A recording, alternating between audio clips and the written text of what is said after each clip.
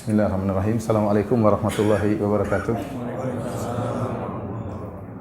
Innal hamdalillah nahmaduhu wa nasta'inuhu wa nastaghfiruhu wa natubu ilaih wa na'udzu billahi min syururi anfusina wa sayyiati a'malina. May yahdihillahu fala mudilla lahu wa may yudlil fala hadiyalah. Wa asyhadu an la ilaha illallah wahdahu la syarika lahu wa asyhadu anna Muhammadan 'abduhu wa rasuluhu la nabiyya ba'dah. Ya ayyuhalladzina amanu taqullaha haqqa tuqatih wa la tamutunna illa wa antum muslimun. Fa inna asdaqal hadithi kitabullah wa khairal huda huda Muhammadin sallallahu alaihi wasallam wa syarrul umuri muhdatsatuha wa kullu muhdatsatin bid'ah wa kullu bid'atin dhalalah wa kullu dhalalatin finnar. Para hadirin dan hadirat yang dirahmati oleh Allah Subhanahu wa taala, alhamdulillah puji dan syukur senantiasa wajib kita panjatkan kepada Allah Subhanahu wa taala yang terus memberikan kita rangkaian kenikmatan yang tiada henti-hentinya. Yang di antaranya pada pagi hari ini kita diberi kesempatan di tengah kesibukan kita masing-masing untuk bisa sama-sama duduk bermajelis dalam rangka untuk saling mengingatkan, dalam rangka untuk bisa berhias dengan akhlak yang mulia dan terjauhkan dari akhlak yang buruk. Semoga kegiatan kita ini dari awal sampai akhir diterima oleh Allah Subhanahu wa taala. Salawat dan salam semoga senantiasa tercurahkan kepada junjungan Nabi Muhammad sallallahu alaihi wasallam dan kepada keluarganya serta seluruh sahabat beliau tanpa terkecuali.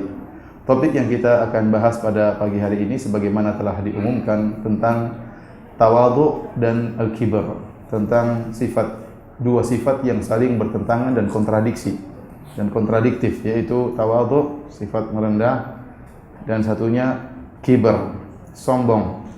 Jadi pada kesempatan yang bahagia ini kita mempelajari akhlak yang mulia sekaligus kita mempelajari akhlak yang buruk. Dan bahasan masalah akhlak adalah bahasan yang sangat penting.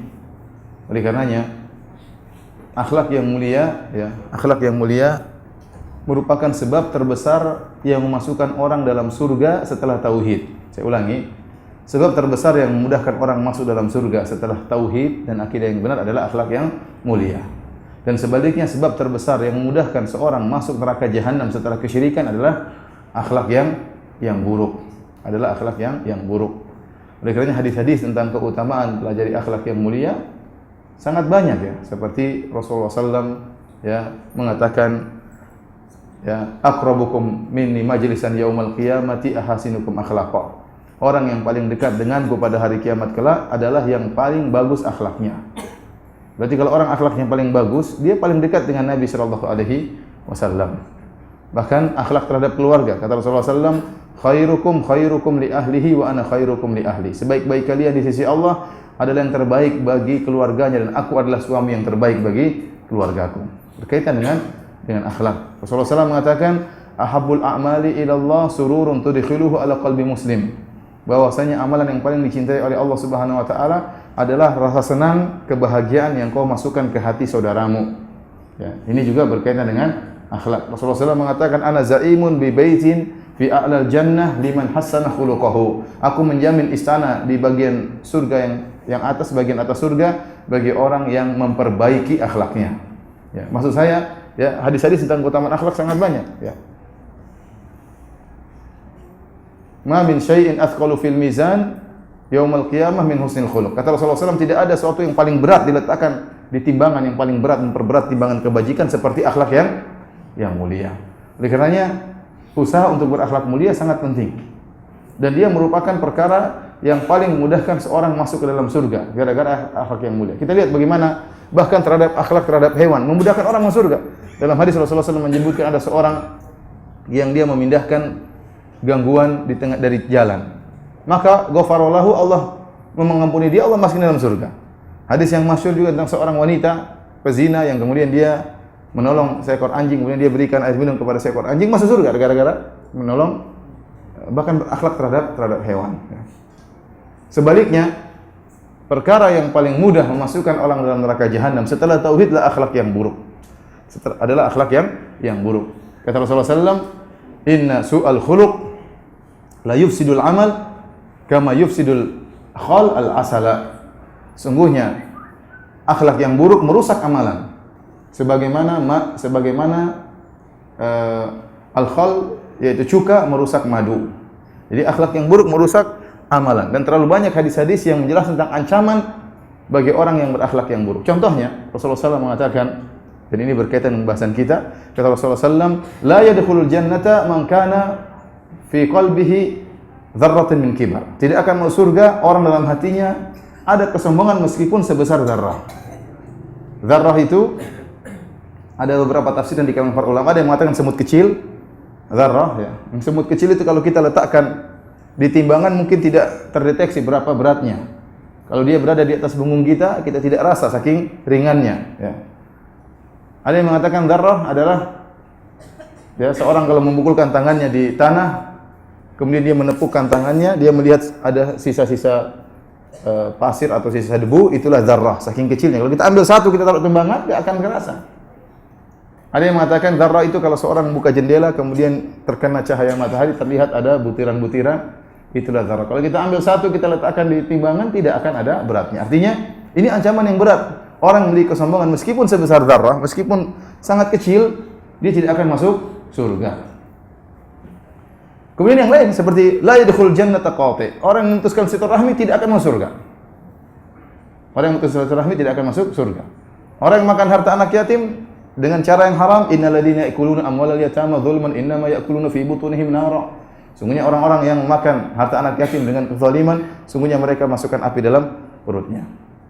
Orang yang kata-katanya kotor, kasar, dijauhi oleh orang-orang, orang tersakiti hatinya gara-gara ucapannya, ini orang yang paling hina pada hari kiamat. Kata Allah Subhanahu wa taala, kata Nabi SAW, inna syarran nasi manzilatan yaumal qiyamati indallah man tarakahun nas ittiqa'a fuhsyih.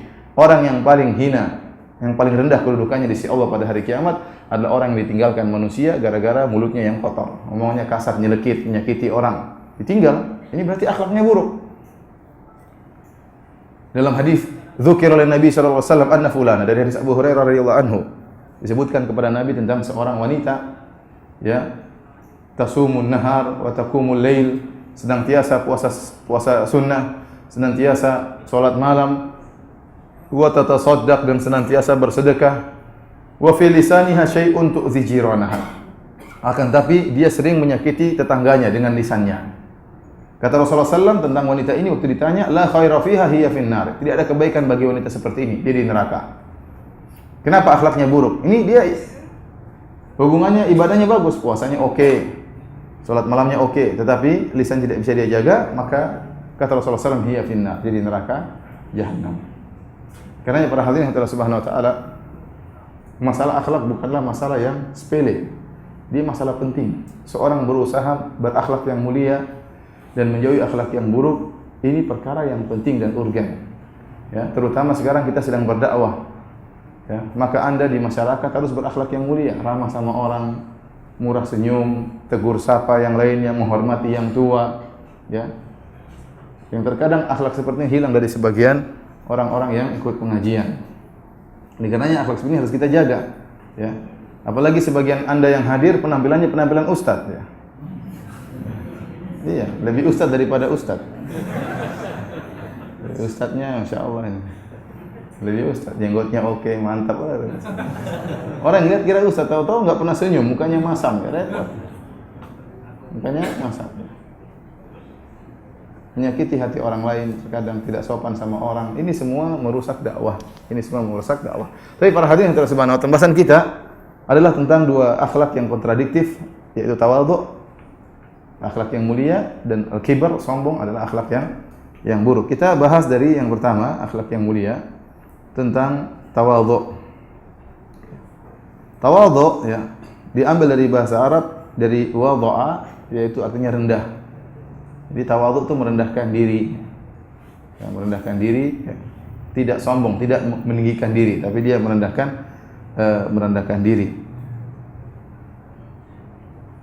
Dan secara istilah maka ada beberapa ibarat dari para ulama tentang makna tawadhu.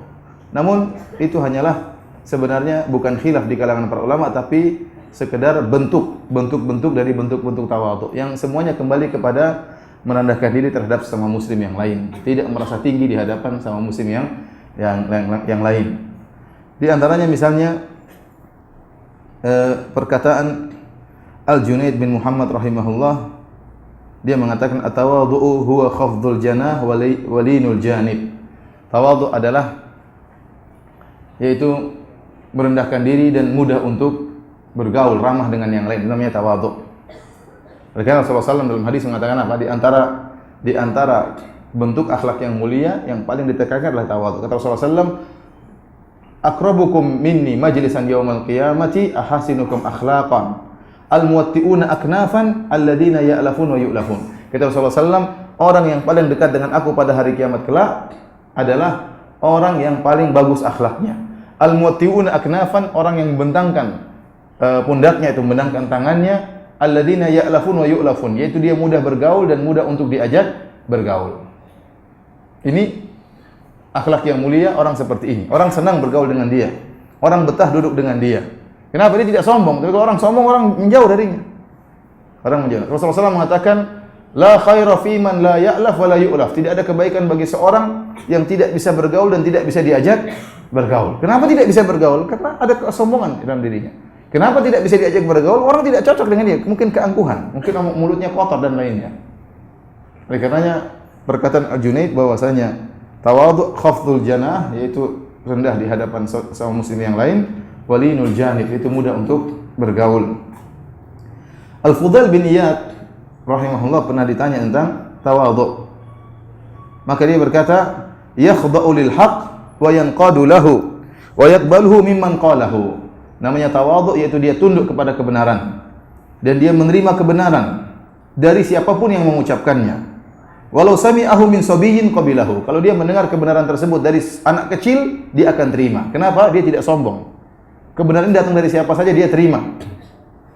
Walau sami'ahu min ajhalin nasi qabilahu. Kalau dia pun mendengar dari orang yang paling bodoh, tapi orang paling bodoh tersebut mengucapkan kebenaran, maka dia terima. Tidak ada kesombongan darinya, tidak ada ketinggian darinya untuk menolak kebenaran tersebut. Pokoknya kalau itu kebenaran maka dia terima. Kemudian Hasan Al-Basri pernah ditanya tentang tawadhu, maka dia berkata Hasan Al-Basri rahimahullah, at-tawadhu an takhruja min manzilika wa la talqa musliman illa ra'aita annahu khairun minka. Namanya tawadhu yaitu engkau keluar dari rumahmu dan kau tidak bertemu dengan seorang pun kecuali kau menyangka orang itu lebih baik daripada engkau. Ini berat ya. Jadi tawadhu itu bukan cuma penampilan tapi tawadhu hati juga ya. Sekarang bagaimana Anda merasa, misalnya saya ketemu dengan sebagian ikhwan, bagaimana saya merasa saya lebih baik daripada dia? Apa yang membuat saya harus merasa lebih baik daripada dia? Apakah saya pernah mengukur amalan saya dengan amalan dia? Taib, seorang kalau mengukur, karena Allah mengatakan inna akramakum indallahi atqakum. Yang paling mulia di sisi Allah adalah yang paling apa? Bertakwa. Nah, sekarang level takwa saya dengan level teman saya ini mana yang lebih tinggi? Kita nggak tahu. Saya ustaz misalnya ketemu dengan salah seorang ikhwan. Dari mana saya bisa pastikan bahwasanya level ketakwaan saya lebih tinggi daripada dia? Taib, kalau kita menjadikan tolak ukur barometer adalah perkara yang zahir. Taib, yang zahir mungkin. Taib, penampilan dia mungkin masih belum nyunnah penampilannya. Saya lebih nyunnah. Misalnya ya. Atau mungkin saya lebih rajin ke sholat berjamaah sementara dia sering telat. Taib. Ini kita hanya mengukur dari zahir. Padahal ketakwaan yang paling penting adalah masalah batin. Anda tidak tahu bagaimana amalan batin dia. Apakah dia orangnya tulus? Mungkin dia ikhlas. Apakah Anda bisa membandingkan keikhlasan Anda dengan dia? Anda tidak tahu. Kemudian mungkin ada amalan tersembunyi. Misalnya dia berbakti sama orang tuanya, perhatian sama adiknya, ketemu orang miskin dia santuni. Anda tidak tahu. Oleh karenanya bagaimana? Apa yang menyebabkan Anda merasa lebih tinggi, lebih hebat daripada orang di hadapan Anda? Karena kalau Anda ingin yakin Anda lebih tinggi, harus ada pengukuran. Dan mengukurnya bagaimana caranya? Nggak bisa. Kalaupun kita bisa mengukur, kita hanya bisa mengukur amalan zahir. Padahal yang paling penting, para ulama sepakat amalan batin lebih bagus daripada amalan zahir. Ya. Kita dapati sebagian orang awam sekarang kita dapati seorang wanita, ibu-ibu. Ya mungkin dia jilbab pakai separuh-separuh, tidak lengkap, mungkin ya, namanya orang tua. Tapi dia apa? Habiskan waktunya ngurusi anak-anaknya. Ditinggal sama suaminya, tegar, sabar ngurusi anak-anaknya. Terus Anda merasa lebih baik daripada ibu ini? Tentu tidak bisa. Amalan dia luar biasa. Mungkin kita saya dapati sebagian TKW, setelah kerja tahun-tahunan semuanya dikirim buat ayah dan ibunya. Kita bisa seperti itu? Ya meskipun jenggot kita panjang belum tentu. Ini dia kerja di TKW, kerja di Madinah, bertahun-tahun mengirimkan untuk mengobati ayah dan ibunya. Dia sendiri hidup pas-pasan, tidak pernah merasakan kenikmatan gajinya sendiri. Kita dapati orang seperti itu. Terus Anda merasa lebih baik daripada dia? Mana? Apa yang buat Anda merasa lebih baik daripada dia? Maksud saya, perkataan Salman Al-Basri ini pada tempatnya. Dia mengatakan namanya tawadhu, orang yang mutawadhi, yaitu engkau keluar dari rumahmu dan tidaklah kau menemui seorang muslim pun kecuali kau merasa diri lebih baik daripada dirimu. Nah, kalau Anda merasa seperti ini, Anda tidak akan sombong. Karena kenapa Anda sombong? Anda belum tentu lebih baik daripada dia. Baik para hadirin yang dirahmati oleh Allah Subhanahu wa taala. Allah Subhanahu wa taala merintahkan kita tawadhu dalam Al-Qur'an, seperti Allah berfirman, "Wakhfid janahaka lil mu'minin." Rendahkanlah dirimu terhadap sama kaum mukminin. Dalam ayat yang lain kata Allah, "Wakhfid janahaka liman ittaba'aka minal mu'min." Wahai Muhammad, perintah ini tertuju kepada Rasulullah SAW. Wahai Muhammad, ya, wakhfid janahak, rendahkanlah dirimu terhadap orang-orang mukmin yang ikut denganmu. Dan juga Allah Subhanahu wa taala ya menyuruh kita untuk tawadhu di hadapan orang tua. Wakhfid lahum janahadh dhulli minar rahmah. Rendahkanlah dirimu di hadapan kedua orang tuamu. Dan tidak ada perintah untuk menghinakan diri, merendahkan diri kecuali dua dalam Al-Qur'an, yaitu perintah untuk merendahkan diri kepada kaum mukminin, ya. Adillatun 'alal mu'minin wa 'izzatun 'alal kafirin. Itu ciri-ciri orang dicintai oleh Allah, yaitu adillah 'alal mu'minin, rendah hati terhadap kaum mukminin dan keras terhadap orang-orang kafir. Jadi tidak ada perintah merendahkan diri kecuali dua dalam Al-Qur'an, yaitu perintah merendahkan diri terhadap sesama kaum mukminin, dan yang kedua perintah untuk merendahkan diri terhadap kedua orang tua. Ya. Seorang tawadhu terhadap temannya dan lebih-lebih lagi tawadhu terhadap orang tuanya. Dan orang tua meskipun mungkin ilmunya kurang, ya, terkadang seorang sombong, ya bapak ini tahu apa, repot seperti itu. Ya. Bapak tahu kalau kamu itu lahir karena sebab bapak. Ya gitu kadang-kadang. Ibu tuh ngerti apa ibu? Itu namanya itu namanya sombong di hadapan orang tua. Meskipun ibu salah, tegur dengan cara yang baik. Tegur dengan cara yang bijak. Ini orang tua kita, Allah perintahkan kita untuk rendah di hadapan orang tua. Meskipun orang tua mungkin enggak lulus SD. Kita punya gelar doktor, jangan sombong di hadapan orang tua. Ya. Demikian juga terhadap sama kaum mukminin. Tapi para hadirin Allah Subhanahu wa taala, dalam hadis Rasulullah sallallahu bersabda, "Inna Allaha auha ilayya an tawadhu." Allah telah mewahyukan kepadaku agar kalian tawadhu, perintah untuk tawadhu. Hatta la yafkharu ahadun ala ahad wa la yabghi ahadun ala ahad. Sampai sehingga tidak ada seorang yang merasa merendahkan yang lain, merasa sombong di atas yang lain dan tidak berbuat zalim kepada yang lain. Jadi tawadhu itu diperintahkan. Tawadhu diperintahkan. Dan kita akan sebutkan bagaimana tawadhu'nya Nabi sallallahu alaihi wasallam. Orang yang paling tawadhu adalah Rasulullah sallallahu alaihi wasallam.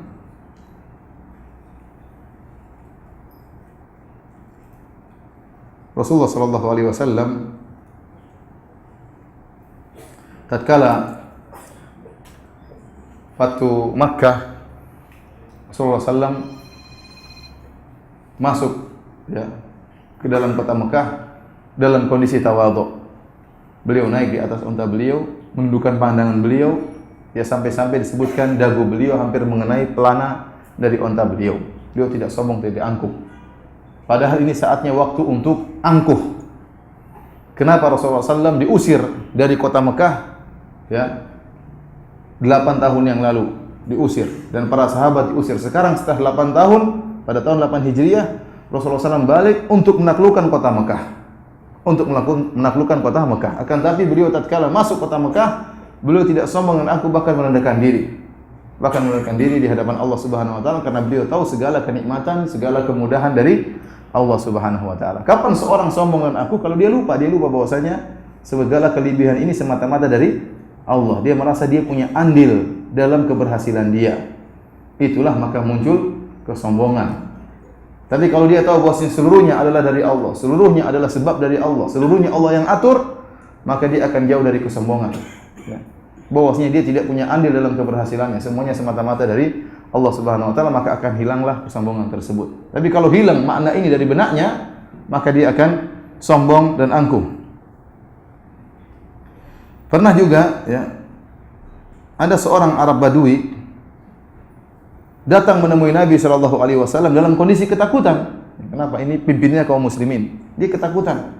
Maka Rasulullah SAW tatkala lihat dia gemetar ketakutan, Rasulullah SAW tenangkan dia. Kata Rasulullah SAW, "Hawin 'alaika, fa inna ma ana ibnu imra'atin min Quraisyin kanat ta'kulul qadid." Kata Rasulullah SAW, tenang. Santai aja, kata Nabi SAW. Saya ini manusia biasa. Saya ini seorang putra dari seorang wanita Quraisy yang juga makan al-qadid, sama dengan kalian, makanannya sama. Al-qadid itu adalah daging yang diasinkan sehingga ya awet ya, sehingga awet. Jadi Rasulullah SAW, kalau kita misalnya orang datang, sabar, saya ini biasa aja, saya juga makan beras seperti kalian. Kira-kira begitulah. Bukan, oh iya. Oh iya. Enggak, itu bukan tawadhu. Orang bangga tatkala ada orang yang, Ustaz saya mau, iya bangga, berarti dia dihormati dia. Rasulullah SAW tidak, kata Rasulullah, santai. Saya sama-sama makan daging apa? Yang diasinkan. Ini namanya tawadhu. Kemudian di antara tawadhunya Nabi sallallahu alaihi wasallam, Rasulullah SAW kalau melewati anak-anak, beliau yang pertama kali memberi salam. Benar Rasulullah SAW mengajarkan, yusallimu as-saghir 'alal kabir. Yang muda memberi salam kepada yang tua. Ini adabnya demikian. Namun bukan berarti ya, yang tua tidak boleh mulai salam. Tatkala tua memulai salam, ini menunjukkan tawadhu. Rasulullah SAW ketemu anak dia salami, assalamualaikum, mana disalami. Ya, terkadang kita angkuh, dia yang lebih muda, harusnya dia yang salam sama saya. Ya benar sih. Tapi ente tawadhu. Mungkin dia lupa, mungkin dia lalai. Kita yang kasih salam. Rasulullah SAW salami anak-anak. Ingat bagaimana tawadhu. Datang seorang yang agak terganggu otaknya, datang menemui Nabi sallallahu alaihi wasallam. Kemudian ingin Nabi menemani dia dalam sebagian kebutuhannya. Ya, maka Rasulullah SAW mengatakan kepada dia, "Ya umma fulan, wahai si fulanah, unduri ayyashikaki turidin." Kau ingin saya mengantarmu ke jalan yang mana? Saya akan antar. Orang ini padahal terganggu apa? Otaknya. Namun dia ingin Nabi menemani dia. Maka Nabi menemani dia. Padahal bukan orang besar. Tapi Rasulullah SAW dengan tawadhu'nya ingin menemani dia. Kemudian di antara tawadhu'nya Nabi SAW menggonceng para sahabat, bahkan sahabat-sahabat yang junior. Sampai ada sebagian ulama menulis buku dengan judul 30 sahabat, sekitar 30 sahabat yang pernah dibonceng oleh Rasulullah SAW. Rasulullah SAW pernah menggonceng Usamah bin Zaid, Rasulullah SAW pernah membonceng Fadl bin Abbas, Rasulullah SAW pernah membonceng Mu'adz bin Jabal, Rasulullah SAW pernah membonceng Hasan dan Husain, ya, dan sahabat-sahabat yang lainnya. Ya. Ini menunjukkan tawadhu'nya Nabi Shallallahu Alaihi Wasallam. Antum demikian, kalau antum lewat ada orang misalnya, antum ajak naik mobil misalnya, ya, tawadhu ya. Meskipun orang tersebut bukan orang kaya, meskipun orang tersebut orang miskin, ajari, paksakan diri anda untuk apa? Tawadhu. Mari pak, harus dilatih untuk tawadhu.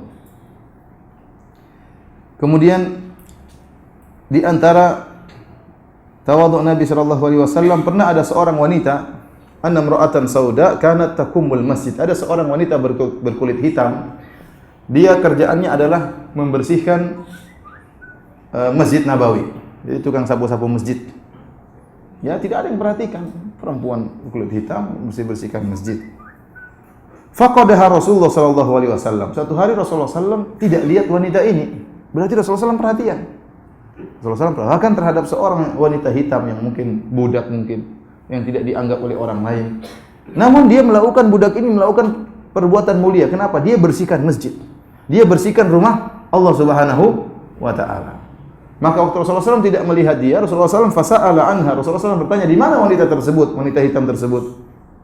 Faqalu matat. Para sahabat mengatakan sudah meninggal wanita tersebut. Qala afala kuntum adzantumuni? Rasulullah SAW mengatakan kepada para sahabat, kenapa kalian tidak mengabariku waktu dia meninggal? Faka'annahum saggaru amroha. Para sahabat seakan-akan meremehkan urusan wanita ini, bukan merendahkannya, tidak, tapi ini wanita biasa, ya sudah meninggal kita kubur aja, nggak usah merepotkan Nabi sallallahu alaihi wasallam. Maksudnya pada saat demikian. Ini wanita biasa saja, bukan orang besar di kota Madinah. Daripada kita repot-repot laporin Nabi sallallahu alaihi wasallam, sudah kita kubur aja. Bukan pada saat menghina wanita ini, tidak, tapi tidak ingin merepotkan Rasulullah sallallahu alaihi wasallam. Faqala, maka Rasulullah sallallahu mengatakan, "Dulluni ala qabriha." Tunjukkan kepadaku di mana kuburannya. Fadalluhu, maka mereka tunjukkan di sana ya Rasulullah kuburan wanita tersebut. Fa shalla 'alaiha, Rasulullah sallallahu kemudian salat janazah di kuburan wanita tersebut. Dan ini dalil bahwasanya kalau orang terlambat salat jenazah, dia boleh salat di kuburan orang tersebut. Misalnya dia ayahnya meninggal, dia di luar negeri, tidak bisa balik kecuali bulan depan, datang salat di situ, enggak jadi masalah. Menghadap kiblat, Allahu Akbar, salat jenazah. Sebagaimana Nabi SAW menyolatkan wanita ini. Dan salat jenazah tidak mengapa di kuburan, karena memang tidak ada rukuknya dan tidak ada sujudnya, dan tidak ada syubhat bahwasanya kita akan meminta kepada penghuni kubur. Justru orang tahu salat jenazah itu kita mendoakan apa? Penghuni kubur. Beda kalau sholat di kuburan, ini ada syubhat atau ada perkara yang mengesankan kita sedang mengagungkan penghuni kubur. Mohon duduk merapat maju lagi ya. Suruh maju lagi.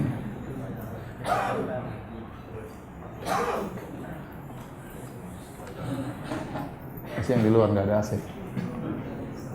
Tawadhu.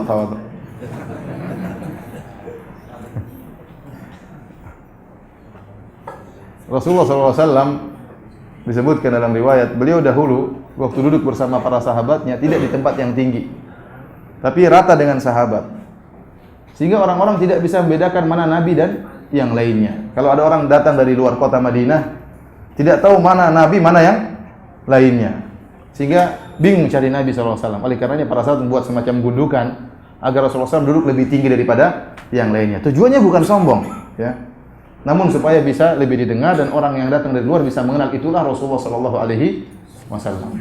Karenanya waktu tatkala hijrah dari Mekah menuju Madinah, Rasulullah SAW datang bersama Abu Bakar. Orang-orang Madinah banyak tidak tahu Nabi sallallahu alaihi wasallam. Mereka dengar tentang Muhammad, mereka dengar sallallahu alaihi wasallam. Waktu Nabi datang bersama Abu Bakar, disambut oleh orang-orang Madinah. Maka ya, duduklah Abu Bakar dan Nabi sallallahu alaihi wasallam. Orang-orang datang nyalami Abu Bakar. Disangka Muhammad siapa?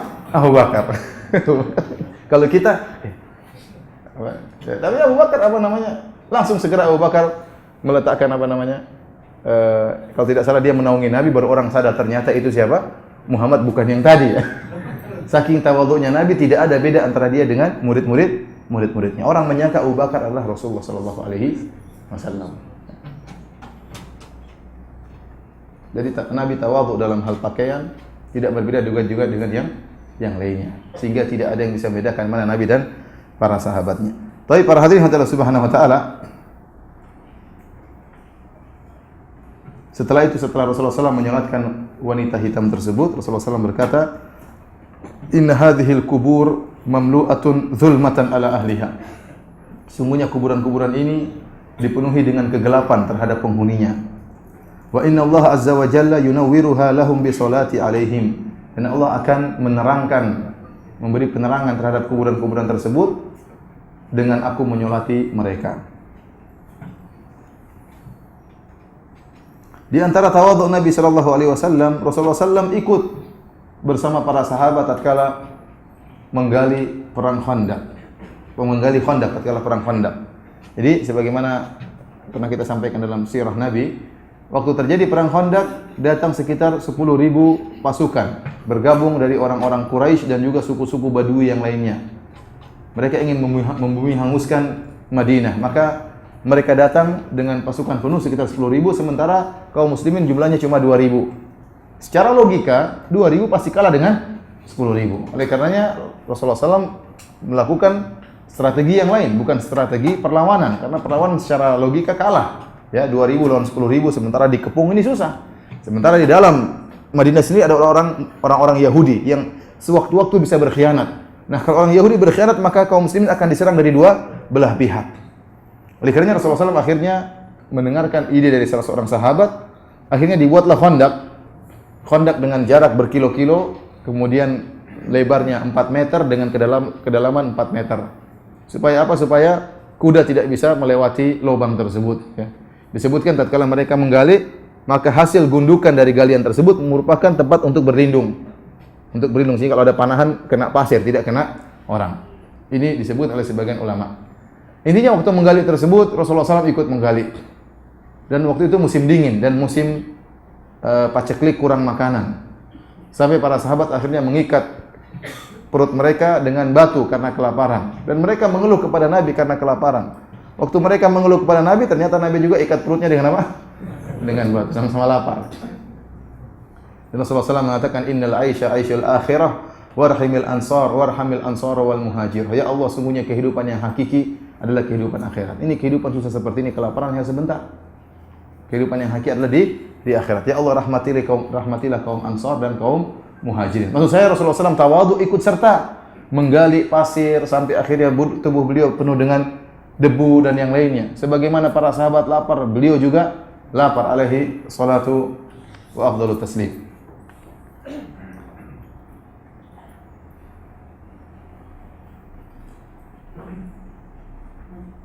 Di antara tawadhu Nabi sallallahu alaihi wasallam adalah tawadhu beliau terhadap pembantunya, Anas bin Malik. Ya.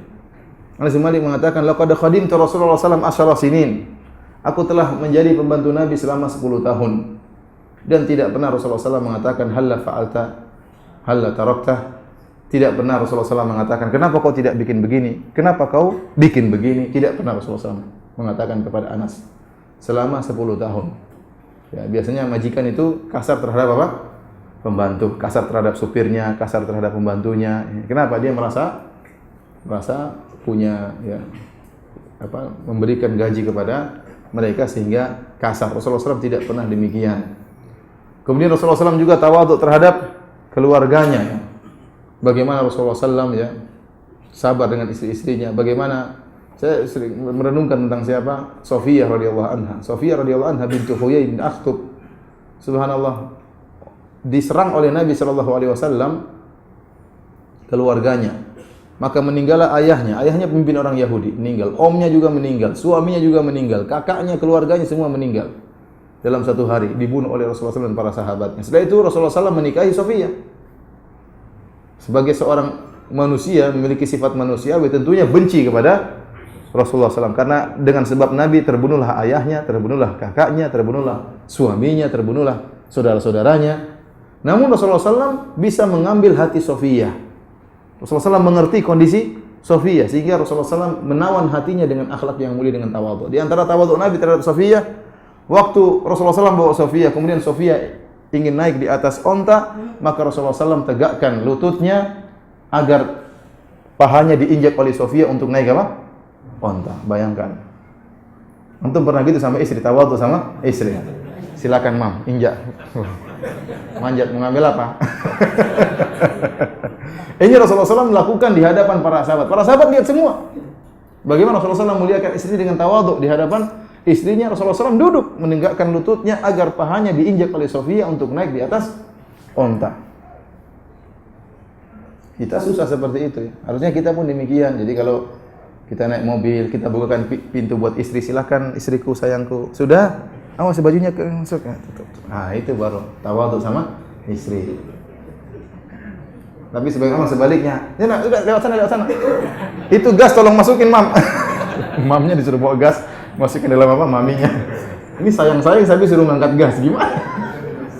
Itu minyak turunin di mobil, tidak mau turunin, kita yang turunin. Itu pekerjaan laki-laki. Pekerjaan apa? Laki-laki. Ini istrinya suruh kerja. Maksud saya jauh dari apa? Jadi beda kita dengan Nabi cuma sedikit, cuma dibalik gitu. Cuma dibalik. Subhanallah, ya, Rasulullah SAW itu orang yang sangat tawadhu. Untuk bayangkan Rasulullah SAW didatangi oleh orang Badui. Panggil, ya Muhammad, a'tini min malillahi indak, min malillahi ladzi indak. Wahai Muhammad, Rasulullah sedang berjalan atau dicegat, ditarik selendangnya sampai merah leher Nabi SAW. Bukan ditegur om gitu, enggak. Jadi jalan ditarik apa namanya? Jadi berhenti ditarik selendangnya sampai merah leher Nabi SAW. Setelah itu, ya Muhammad, berikan harta Allah yang ada pada kamu buat saya. Antum bayangkan, ini Rasulullah SAW kepala negara kaum muslimin, pemimpin kaum muslimin. Ya. Kemudian Arab Badui datang, manggil namanya, "Ya Muhammad." Saya saja ada orang panggil, Firanda, Firanda." Waduh, saya juga ini enggak punya sopan ini. "Ustaz dong, Ustaz Firanda dong." Manusiawi atau tidak? Manusiawi ya. Makanya Firanda, Firanda, Fir.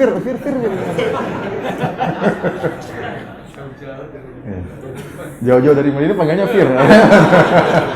Tapi kenyataannya begitu, kita susah untuk tawadhu. Rasulullah SAW dipanggil, "Ya Muhammad." Bayangkan, yang Arab Badui. Manggil buat apa? Minta duit lagi, minta manggil. "Berikan harta Allah yang ada pada kamu buat saya." Rasulullah SAW langsung bisa tersenyum, dan ini luar biasa. Rasulullah SAW bahkan dalam hadis, fadhahika Nabi SAW langsung tertawa. Tidak marah kepada Arab Badui tadi, tidak wajah bermuka masam terlebih dahulu, langsung bisa tertawa. Ini di antara keajaiban. Kok bisa Rasulullah SAW langsung tertawa? Kalau kita nggak bisa, kita pasti ngamuk dulu, ngomel dulu ya. Antum misalnya naik mobil, tahu ada yang tabrak, antum nggak mungkin jazakallah khair, syukron, nggak mungkin. Antum pasti, ya sudah nggak apa-apa, afwan, nggak apa. Antum pasti ada emosi sedikit. Nggak mungkin langsung bisa apa? Senyum, nggak bisa langsung, wahai qadarullah. Sebenarnya saya pernah pertama kali saya datang ke Madinah, ini 15 tahun lalu, saya datang ke Madinah. Waktu itu kita pengen naik mobil dari kampus ke sholat subuh kalau nggak salah. Kita keluar sebelum subuh. Kita berangkat dari kampus menuju ke Masjid Nabawi, ingin sholat di Masjid Nabawi. Awal-awal semangat ya, pokoknya berangkat ke Masjid Nabawi. Ada orang sebenarnya jenggotnya panjang, orang tua. Naik, kita tawar-tawar, ya udah 2 real 1 orang. Saya lupa berapa, saya agak lupa, cuma kira-kira 2 real. Di tengah perjalanan, bannya pecah. Subhanallah, orang tersebut langsung qadarullah, tidak ada marah sama sekali. Senyum, qadarullah, kata dia, "Afwan ya teman-teman, nggak bisa lanjutin. Kita mau bayar, saking kasihan." "Oh, nggak usah," katanya. Subhanallah, bisa dia seperti apa? Ada orang berakhlak seperti itu, menghadapi musibah dengan santai, dengan zikir. Memang orang ini selalu berzikir tatkala berjalan. Begitu bannya pecah, dia senyum-senyum, qadarullah, tidak ada muka marah sama sekali. Tidak mengatakan, "Sudah, kasih 1 real dulu lah." Enggak. Dia bilang, "Enggak, enggak perlu." Saya pernah juga gitu, pernah ditabrak dan saya langsung bisa senyum meskipun sebentar. Maksudnya saya mau ngomel dikit tapi akhirnya saya senyum. Gimana ceritanya? Waktu itu saya mau masuk di gerbang kampus. Saya mobil Cressida, mobil Cressida, mobil sedan kecil tuh. Tahun 89 ya. Tahun 1989. Waktu saya mau masuk, tahu-tahu ada mobil GMC gede nabrak mobil saya. Waduh, saya buka kaca mau marah-marah. Terus saya, "Afwan," ternyata dosen saya yang nabrak. Saya bisa terapkan hadis Nabi tadi. Oh, itu dosen S3, ya udah. Afwan Syekh. Afwan. Saya tadi udah mau marah itu, bukan. Dosen kata saya. Enggak jadi. Jadi saya tawadhu terpaksa ya. Marahnya antara Subhanahu wa taala. Jadi lihatlah bagaimana tawadhunya Rasulullah sallallahu alaihi wasallam, sangat luar biasa. Dan kita patut mencontohi Rasulullah sallallahu alaihi wasallam. Dan saya ingat tawadhu itu harus dilatih. Antum kalau enggak melatih diri, antum enggak bisa tawadhu. Latih bergaul dengan orang miskin, latih ngobrol dengan mereka, ajak mereka makan di rumah. Kalau antum nggak begitu, antum gaulnya sama kaya-kaya doang. Yang ini nggak level. Gimana antum mau tawadhu? Gimana antum mau tawadhu kalau antum ya sesekali antum enggak apa, antum punya teman orang kaya, tapi antum sesekali ya ngundang orang miskin. Makanya Rasulullah SAW mengatakan, "Syarrul walimah." Walimah yang paling buruk adalah walimah yang hanya mengundang orang kaya, yang miskin tidak diundang. Kenapa? Itu kesombongan, mengantarkan kepada kesombongan. Karena tawadhu, Allah mengatakan apa? "Wasbir nafsaka ma'al ladzina yad'una rabbahum bil ghadati wal ashrin wajha." Wahai Muhammad, sabarkanlah dirimu bersama dengan orang-orang yang menyeru kepada Allah siang dan malam. Rasulullah SAW disuruh ya bergabung dengan orang-orang yang miskin, bersabar dengan mereka ya. Jadi kita kalau mau tawadhu ya harus dilatih ya. Dilatih. Hormat sama orang ya. Terutama orang yang lebih tua daripada kita, bersabar mendengarkan ungkapan mereka ya. Kalau tidak begitu, ya kesombongan masuk dengan sendirinya. Disebutkan dalam riwayat, "Wala ya'nafu an yamshi ma'al armalah wal miskin, fayaqdi lahul hajah." Rasulullah SAW tidak merasa berat untuk berjalan bersama para janda, kemudian orang-orang miskin. Rasulullah SAW memenuhi kebutuhan mereka.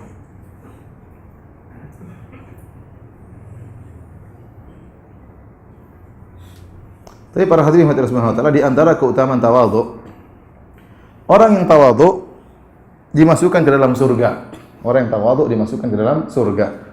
Kata Allah Subhanahu wa taala, tentang ibadur rahman di surat Al-Furqan. Wa ibadur rahmanil ladzina yamshuna 'alal ardi hauna wa idza khatabahumul jahiluna qalu salama. Ini sifat yang pertama Allah sebutkan. Setelah Allah sebutkan sifat-sifat yang lain. Di akhirnya Allah mengatakan ulaika yujzaunal ghurfata bima sabaru wa yulqauna fiha tahiyyatan wa salama. Orang-orang inilah yang mereka diberi ganjaran, al-ghurfa itu surga, diberi ganjaran surga. Siapa mereka? Kata Allah, wa ibadur rahmanil ladzina yamshuna 'alal ardi hauna. Yaitu orang-orang hamba-hamba Ar-Rahman yang mereka berjalan di atas muka bumi dengan tawadhu. Berjalan mereka dengan tawadhu, tidak angkuh. Karena kesombongan itu bisa muncul dari gaya jalan. Kesombongan itu bisa muncul dari cara berbicara, ya. Kesombongan bisa muncul dari macam-macam, dari ungkapan, bisa kelihatan orang sombong, sesuatu yang dari hati keluar dari ungkapannya. Maka mereka ini dipuji oleh Allah karena jalan mereka dengan penuh tawadhu, tidak sombong sama sekali. Wa idza khatabahumul jahilun, kalau orang-orang bodoh berbicara dengan mereka, maka mereka qalu salam, mereka tinggalkan, bahkan mereka doakan kebaikan bagi orang bodoh tersebut, tidak mereka layani. Ya, ternyata orang ini, mereka ini diberi ganjaran surga oleh Allah Subhanahu wa taala. Dalam hadis yang lain, dalam satu hadis Rasulullah SAW berkata, "Ala ukhbirukum bi ahlil jannah?" Maukah aku kabarkan kepada kalian tentang penghuni surga? Qalu bala ya Rasulullah. Kata mereka tentu, kata para sahabat tentu. Siapa penghuni surga? Kata Rasulullah SAW, kullu dha'ifin mutadha'ifin law aqsama 'ala Allahi la abarrahu. Itu seorang yang lemah, ya. Mutadha'if yaitu tawadhu. Artinya dia tidak merasa sombong di hadapan orang, tidak merasa kuat di hadapan orang, tapi dia melemahkan dirinya, merendahkan dirinya di hadapan orang lain. Ini di antara penghuni surga, kata Nabi sallallahu alaihi wasallam. Allah juga berfirman, tilka darul akhiratu naj'aluha lil ladzina la yuriduna 'uluwan fil ardi wala fasada. Inilah surga di akhirat yang kami jadikan bagi orang-orang yang tidak ingin sombong di atas muka bumi. Jadi orang yang sombong, angkuh di atas muka bumi tidak akan dapat akhirat. Dia hanya mendapatkan dunia dengan kesombongannya. Akhirat tidak dia dapatkan. Dalam hadis Rasulullah sallallahu alaihi wasallam menyebutkan tentang keutamaan tawadhu.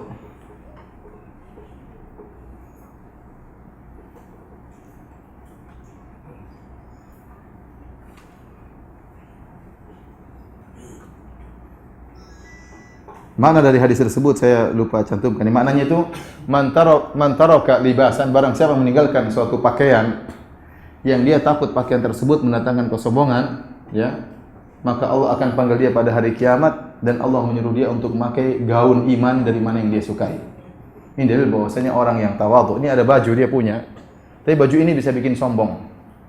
Ya, entah karena saking mahalnya, entah karena dibuat dari Jerman misalnya, ya. Orang tahu ini catnya merek Jerman. Dia khawatir sombong. Ada orang pakai itu tidak sombong, ada. Tapi ada yang dia khawatir sombong dengan baju seperti itu. Maka dia tinggalkan karena Allah Subhanahu wa taala, tawadhu'an lillah, karena Allah Subhanahu wa taala, maka Allah akan panggil dia hari kiamat. Allah muliakan dia dan Allah menyuruh dia untuk memilih gaun keimanan pada hari kiamat yang dia kehendaki. Intinya para hadirin yang Subhanahu wa taala, kita harus berusaha melatih diri kita untuk tawadhu, ya, rendah diri terutama kepada seorang muslim. Kenapa kita sombong di hadapan seorang muslim sementara Allah muliakan dia? Allah jadikan dia seorang muslim. Allah utus Rasul untuk mendakwahi dia. Allah turunkan Al-Quran supaya dia bisa paham, ya. Allah muliakan dia. Kalau dia meninggal, Allah menyuruh orang untuk salati dia. Lantas kenapa kita hinakan dia? Kenapa kita merasa lebih tinggi daripada dia?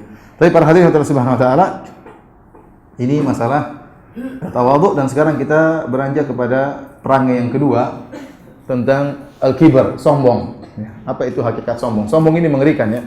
Hadis-hadis banyak menjelaskan tentang bahayanya sombong. Di antaranya, sebagian tadi kita jelaskan di awal pengajian, kata Rasulullah SAW, la yadkhulul jannata man kana fi qalbihi mithqalu dzarratin min kibar. Tidak akan masuk surga seorang yang dalam hatinya ada kesombongan meskipun sedikit, tidak akan masuk surga. Ini ancaman luar biasa, menunjukkan sombong adalah dosa besar. Kemudian juga Nabi SAW mengatakan, ya, Allah berfirman tentang kesombongan. Kata Allah Subhanahu wa taala, al-kibriya'u ridai wal 'azamatu izari man naza'ani wahidan minhuma qadhaftuhu finnar. Bahwasanya kesombongan adalah selendangku dan bahwasanya keagungan adalah sarungku. Barang siapa yang ingin ikut-ikutan sombong, salah satunya sombong atau merasa agung, maka aku akan lemparkan dia dalam neraka jahanam. Yang berhak sombong cuma siapa? Allah Subhanahu wa taala. Kita tidak berhak untuk sombong karena semuanya dari Allah Subhanahu. Kita boleh sombong apa kalau kita semuanya dari kita? Kalau semuanya dari kita. Tapi kalau semuanya dari Allah, apa yang kita sombongkan? Apa yang kita sombongkan? Oleh karenanya Allah mencela Fir'aun, mencela Qarun. Tatkala Qarun ditanya tentang harta yang dia miliki, dia mengatakan innama utituhu ala ilmin indi. Dia sombong dengan ilmunya. Saya ini punya harta banyak karena saya punya ilmu. Kata para ulama ahli tafsir, dia merasa punya ilmu untuk mengolah harta, ilmu dalam berdagang sehingga dia kaya raya. Tatkala itu dia sombong. Padahal ilmu tersebut yang ngajarin siapa? Allah Subhanahu wa taala. Maka Allah benamkan dia di dalam bumi berserta hartanya. Ya. Maka kapan seorang ya merasa dia punya peran ya, karena saya pintar makanya saya berhasil, karena saya begini. Ini yang mengantarkan kepada kesombongan ya. Orang mengatakan karena saya pintar maka saya kaya. Saya sering sampaikan bahwasanya kekayaan tidak berbanding lurus dengan kepintaran. Siapa yang bilang orang kalau pintar kaya, semakin pintar semakin kaya? Benar atau tidak? Tidak benar. Tidak. Saya ulangi, kepintaran tidak berbanding lurus dengan apa? Kekayaan. Ada orang profesor, gelarnya tinggi, miskin, kasihan. Dia tidak ada. Udah kepalanya botak, kemudian bikin rumus sana, rumus ini, miskin. Ya. Ada orang nggak lulus SD kaya raya, gara-gara jualan bebek goreng misalnya, kaya raya. Allah kasih rezeki. Ada yang mengatakan saya kaya karena saya banyak pengalaman. Yang bilang kamu banyak pengalaman semakin kaya siapa? Ada orang punya pengalaman jadi anak buah terus, nggak pernah jadi bos, dia miskin terus. Oleh karenanya keberhasilan apapun karena Allah. Ya. Seorang ustadz pun tatkala berdakwah, orang perhatikan bukan karena dia, semuanya dari Allah. Allah yang buat dia bisa berorasi, Allah yang buat dia bisa mudah menghafal dan macam-macam. Allah Subhanahu wa taala. Kapan kita merasa diri kita punya andil, kayaknya gara-gara kita berhasil, ini sarana untuk mengantarkan kepada kesombongan. Dan kita tidak berhak sombong. Kita hanya berhak sombong kalau itu dari kita. Ternyata bukan dari kita, semuanya dari Allah Subhanahu wa taala. Makanya Allah mengatakan al-kibriya'u ridai, kesombongan adalah selendangku. Ya. Barang siapa yang mencoba-coba ikut serta sombong bersamaku, aku akan lempar dalam neraka jahanam. Kemudian di antara dalil tentang bahayanya sombong, orang yang sombong akan dihinakan oleh Allah pada hari kiamat kelak. Kata Rasulullah SAW, yuhsyaru al-mutakabbiruna yawmal qiyamati ka'amsali dzar fi suwarir rijal yakshahumudz dzul min kulli makan. Kata Rasulullah SAW, orang-orang yang sombong akan dibangkitkan pada hari kiamat dari kuburan mereka, ukurannya seperti semut kecil. Bentuknya manusia tapi ukurannya seperti apa? Semut kecil, dan hampir dia diliputi dengan kehinaan dari segala arah, hampir diinjak oleh manusia yang lain. Ya. Kenapa? Ini al-jaza' min jinsil amal, balasan sesuai dengan perbuatan. Di dunia dia merasa tinggi, dia merasa hebat, dia merasa yang lain rendah, dia merasa yang lain hina di hadapan dia. Ya, dia remehkan yang lain, maka di akhirat dia dibuat kecil oleh Allah Subhanahu wa taala. Kenapa? Di dunia dia merasa besar. Dia merasa besar.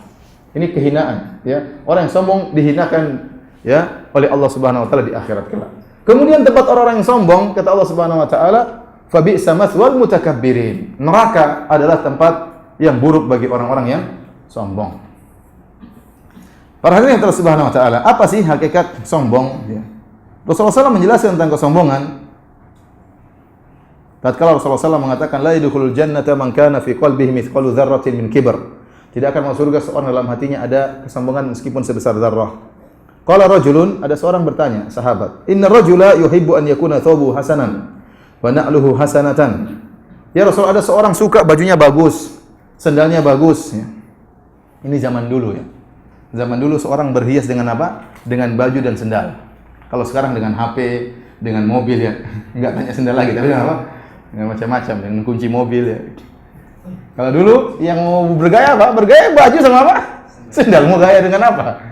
Maka dia berkata, ya Rasulullah, bagaimana seorang yang suka kalau bajunya bagus dan sendalnya bagus? Apakah dia termasuk orang yang sombong? Kata Rasulullah SAW, Inna Allaha jamilun yuhibbul jamal. Allah itu indah dan suka dengan keindahan. Tidak, ini bukan kesombongan. Al-kibr batarul haq wa ghamtun nas. Sombong adalah batarul haq, menolak kebenaran. Sudah tahu itu benar namun nekat aja dia tolak. Wa ghamtun nas, merendahkan manusia. Ini yang mengerikan, merendahkan apa? Manusia. Merendahkan manusia. Dan yang pertama kali sombong adalah iblis. Kita kalau dengar iblis, kita bencinya luar biasa. Iblis, makhluk yang menyesatkan semua manusia, makhluk yang kita hinakan. Tetapi ternyata iblis masuk neraka jahanam karena kesombongan. Jadi yang pertama kali memiliki sifat sombong iblis. Allah berfirman, "Wa idz qulna lil malaikati isjudu li Adam fasajadu illa iblis aba wastakbar." Tatkala kami perintahkan malaikat seluruhnya untuk sujud kepada iblis, aba wastakbar, iblis enggan dan sombong. Sombong dia. Kemudian Allah bertanya, "Ma mana'aka an tasjuda lima khalaqtu bi yadayya?" Wahai iblis, apa yang mencegahmu untuk sujud kepada Adam yang aku ciptakan dengan kedua tanganku? Kata iblis, "Ana khairun minhu, khalaqtani min nar wa khalaqtahu min tin." Saya lebih baik daripada dia. Ini ungkapan orang sombong. Saya lebih baik daripada dia. Oleh karenanya saya katakan sebab kesombongan itu banyak. Sebab kesombongan banyak. Di antaranya jabatan. Jabatan buat orang sombong tidak? Buat orang sombong. Ya. Apalagi sudah jenderal misalnya, ya, bukan semua jenderal sombong lah ya. Tetapi orang kalau sudah jabatan tinggi, ya, direktur kah, jenderal kah, terkadang memiliki keangkuhan yang luar biasa. Saya punya teman di Madinah, ya. Dia kepala polisi di Masjid Nabawi. Dia bilang, "Ya Firanda, saya mau pensiun, saya mau mengundurkan diri, pensiun dini." Kenapa? "Oh, kau tidak tahu Firanda, ini bahayanya, baju ini bahaya sekali." Kenapa? Di sini banyak penghargaan dia. Sini bintangnya ada berapa? 2 atau 3. Penghargaan di mana-mana. Ini baju bahaya katanya. Dia bilang dia pernah beli sesuatu, ngantri beli tamis itu makanan. Orang semua minggir supaya dia di luar. Kadang-kadang kalau dia beli di Bakola di kios, enggak usah bayar kata apa? Kenapa dia di 3 jendela kemudian sini orang. Tapi waktu dia enggak pakai baju itu, ngantri meskipun banyak orang ngantri. Waduh, ngantri. Baju itu bahaya katanya, saya mau pengen berhenti. Dia ngomong sama saya gitu. Karena memang jabatan sangat membuat orang apa? Mudah untuk angkuh. Tatkala ente angkuh sudah neraka jahanam. Jadi di antara hal yang membuat orang bisa terjebak dalam kesombongan adalah keangkuhan. Di antaranya adalah baju. Baju bisa bikin sombong. Bukan Rasulullah SAW mengatakan, "Man jarra thawbahu khuyala," ya. Barang siapa yang mengisbalkan pakaiannya karena sombong, dia sudah isbal bukan karena sombong, ingin menunjukkan dia orang kaya dan macamnya sombong, maka Allah masukkan dalam neraka jahanam. Karena kesombongannya ini bahaya. Kesombongan bisa dengan baju. Ya. Kalau baju saja bisa bikin sombong, apalagi yang lainnya. Apa mobil tidak bikin sombong? Hah?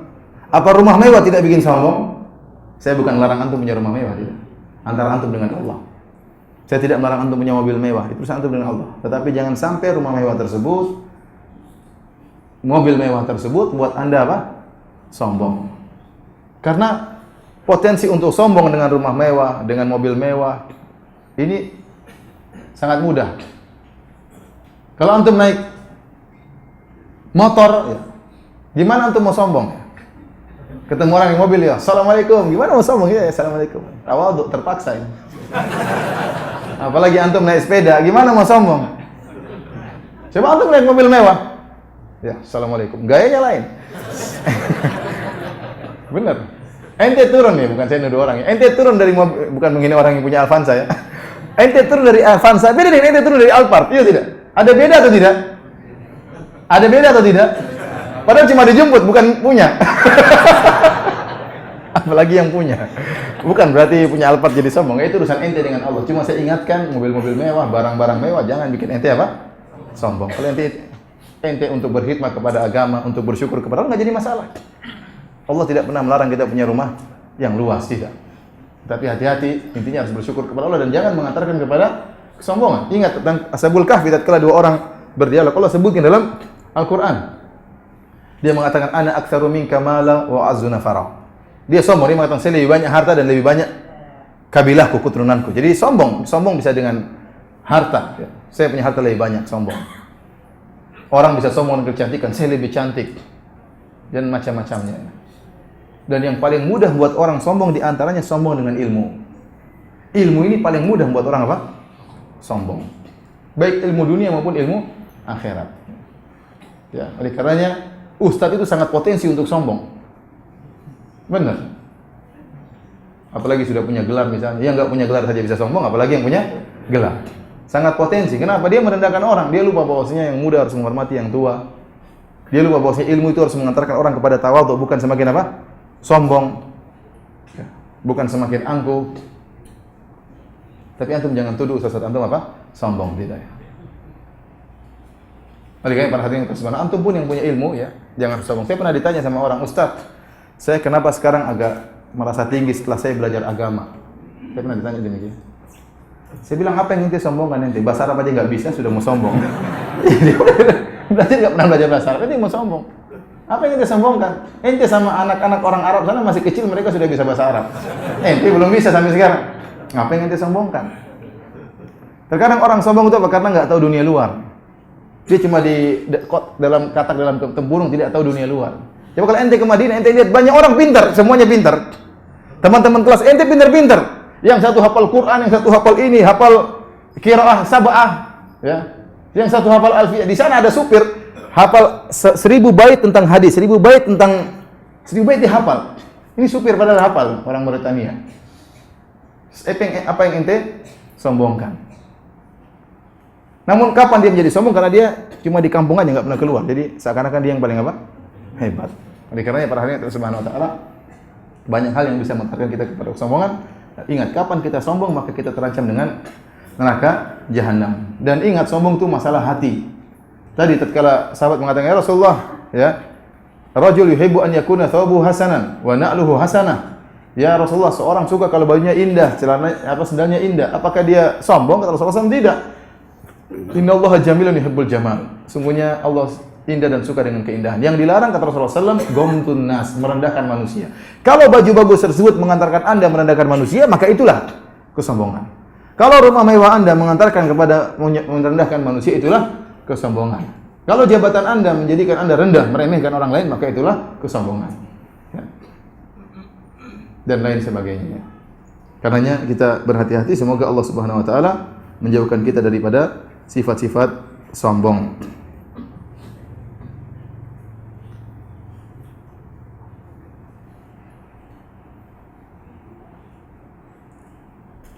Allah Subhanahu wa taala ya menyebutkan dalam Al-Qur'an tentang larangan-larangan sombong. Di antaranya Allah mengatakan nasihat dari Luqman kepada putranya.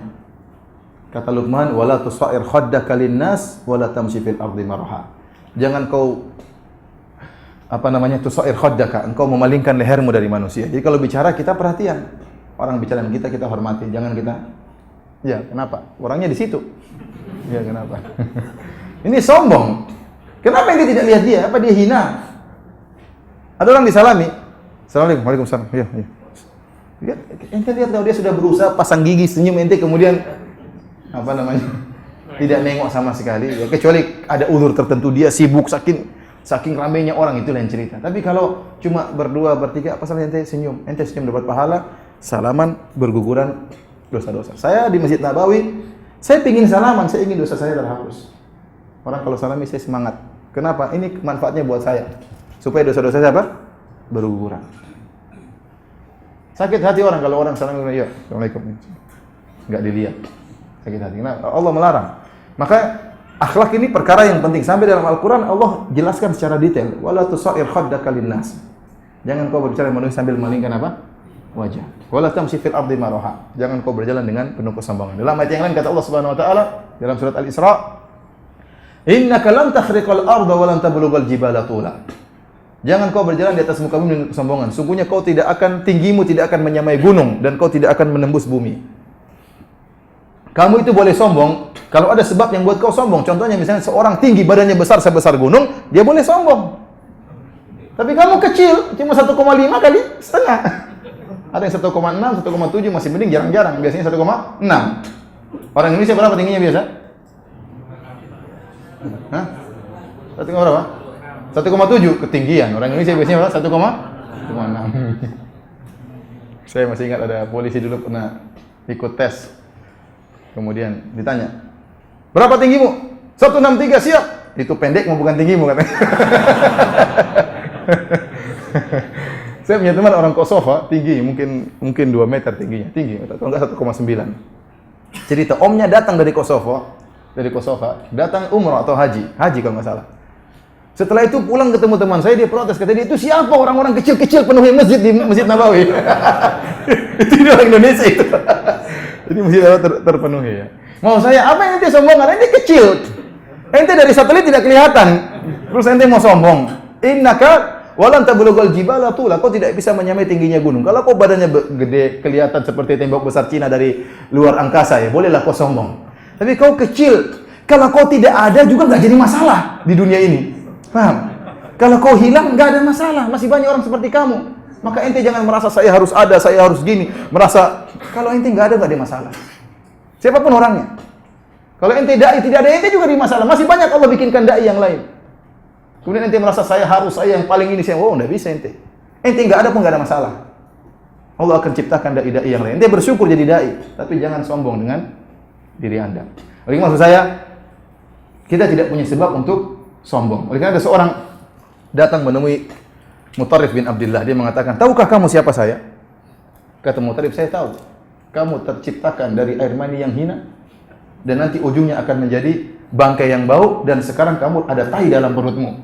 Itu hakikat dirimu." Bingung dia. Kamu tahu siapa saya? Kalau ada orang bilang gitu, ente jawab gitu. Ada bupati atau kamu tahu siapa saya? Saya tahu. Kamu dari air mani yang hina keluar dari tempat yang kotor, bakalan jadi bangkai yang bau, sekarang ada tai dalam perutmu. Udah gitu selesai. Terus apa yang ente sombongkan? Apa yang ente sombongkan? Baik para hadirin yang Subhanahu wa taala, sampai di sini saja kajian kita ya.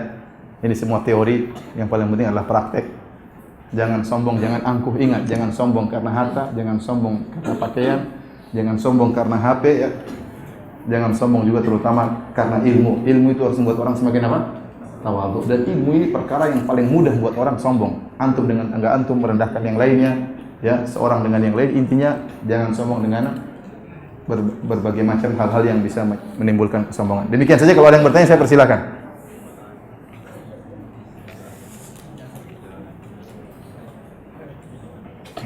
Pertanyaan? Pertanyaan langsung kan?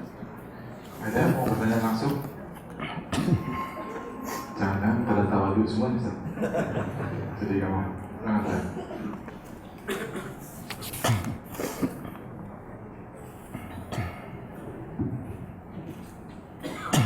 Assalamualaikum.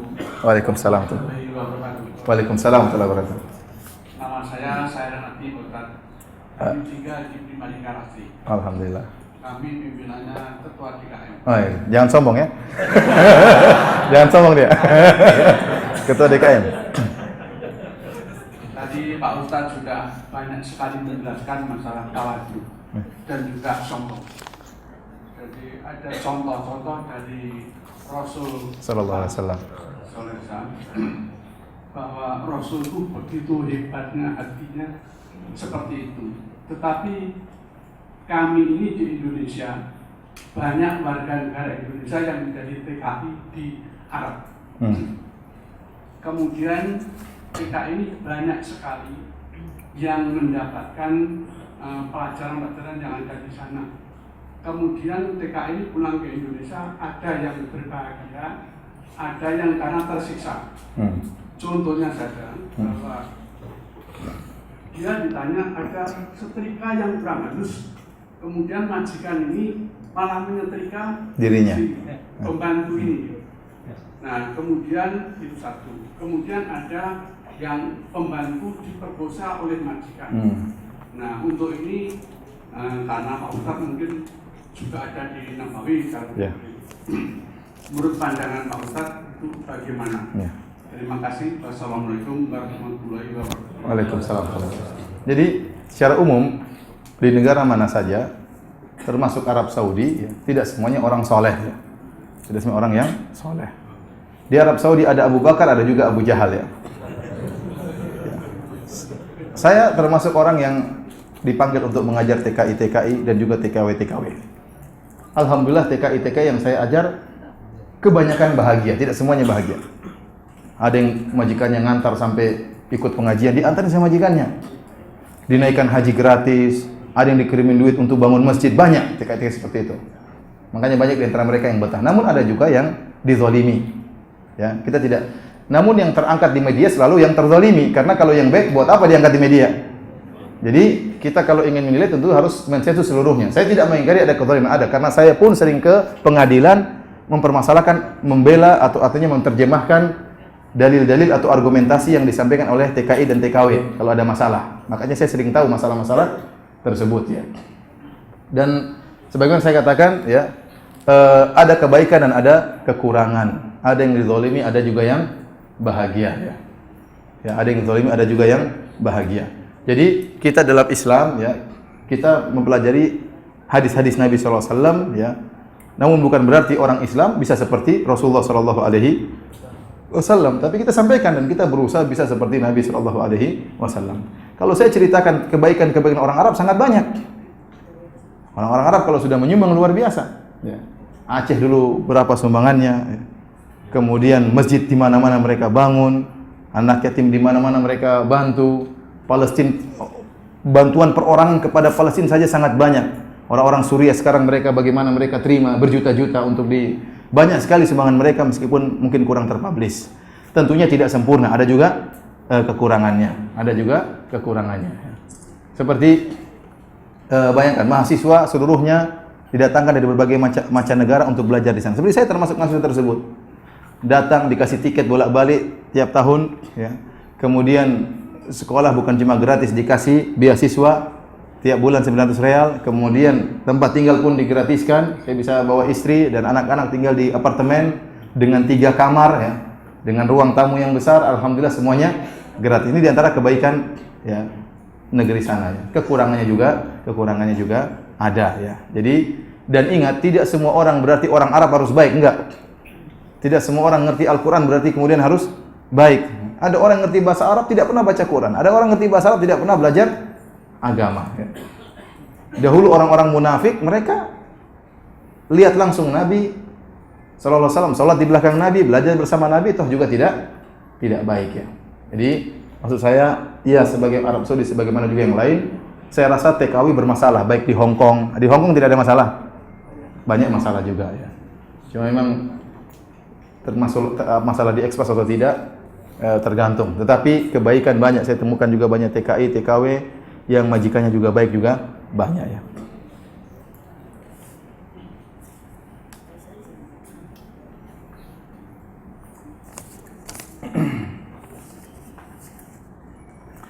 Ini pertanyaan terus ini, mengapa antum tidak berjenggot? Saya bukan tidak berjenggot.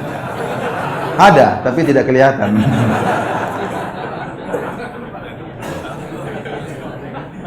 Saya ikhwan, bolehkah berniat ikut majelis taklim dengan tujuan untuk mendapatkan jodoh yang baik? Nggak jadi masalah. Tujuannya karena Allah, sekaligus siapa tahu ada. Ya karena kita ingin cari jodoh di tempat yang baik ya. Kalau cari jodoh yang jelek, cari di pasar, di mana ya enggak. Kita ingin siapa tahu ada akhwat di mana yang baik, yang ikut pengajian, nggak jadi masalah. Tapi tujuan utamanya adalah untuk apa? Nuntut ilmu. Jadi niat domplengan nggak jadi masalah, tidak terlarang.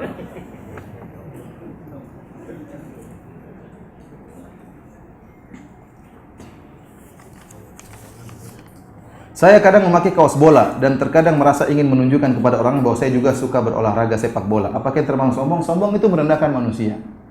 Ya, kalau tidak merendahkan manusia, ya, saya ingin tunjukkan saya hobi bola, nggak jadi masalah. Ya. Saya hobi bola, saya hobi main tenis meja misalnya, ya. Saya hobi bersepeda, pakai baju sepeda jalan. Yang penting jangan sombong. Yang penting jangan merendahkan orang lain. Kalau merasa karena saya bisa main bola, orang lain nggak bisa main bola, nah itu baru apa? Sombong. Jadi kalau enggak menunjukkan hobi aja nggak jadi masalah.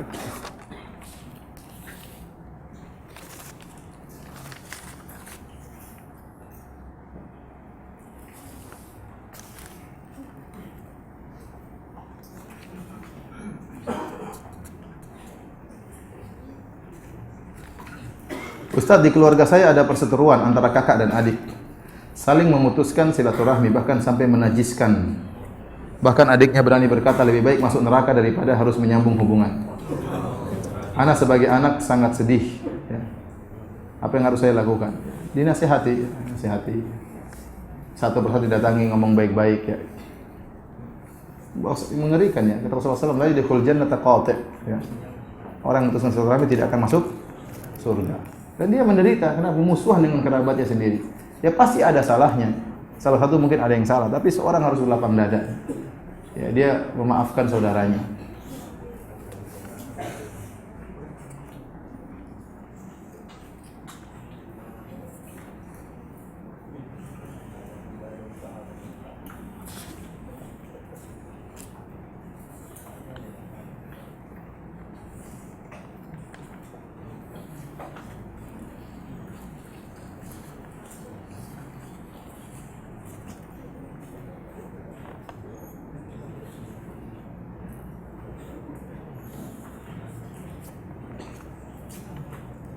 Jika sombong kepada orang yang sombong, bagaimana? Udah sama-sama masuk neraka. Sombong dibalas dengan apa? Sombongan.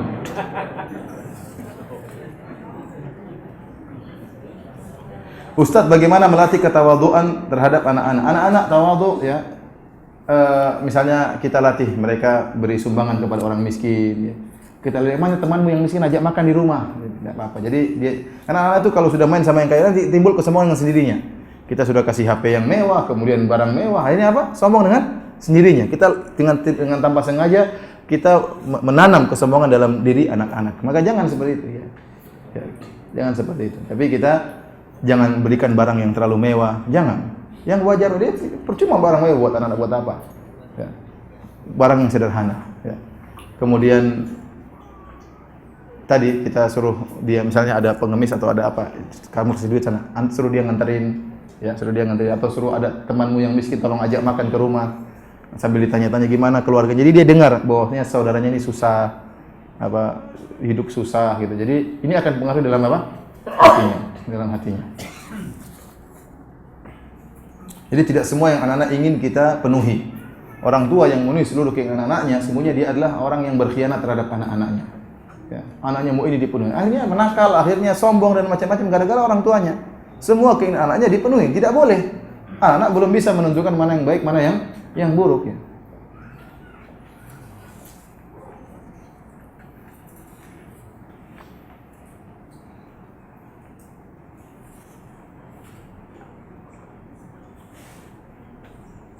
Akhir-akhir ini kami rasakan banyaknya ustadz dan ustadzah yang sebetulnya belum banyak ilmunya tapi sudah berani tampil memberi ceramah di TV. Apakah ada kesombongan dalam hal ini karena ilmu masih kurang tapi sudah berani tampil di khalayak ramai? Kita jangan tuduh mereka apa? Sombong. Tetapi kita katakan sebenarnya seorang kalau belum memiliki kompeten dalam hal ini, jangan dia berani tampil ya. Karena ini nanti salahnya lebih banyak daripada baiknya. Dan ini kenyataannya. Salahnya lebih banyak daripada baiknya. Merusaknya lebih baik daripada memperbaikinya. Tapi kita jangan tuduh mereka sombong. Sombong urusan apa? Hati. Mungkin dia tulus. Kita bilang kamu tulus tapi caranya keliru. Ya, caranya keliru. Kalau belum punya ilmu jangan tampil. Akhirnya apa? Jadi pusat perhatian, jadi tempat bertanya. Akhirnya perkataan dia dianggap. Akhirnya bicara tentang masalah agama, tentang masalah ini macam-macam. Akhirnya keliru. Kalau dia ada keliru, yang penonton ikut keliru.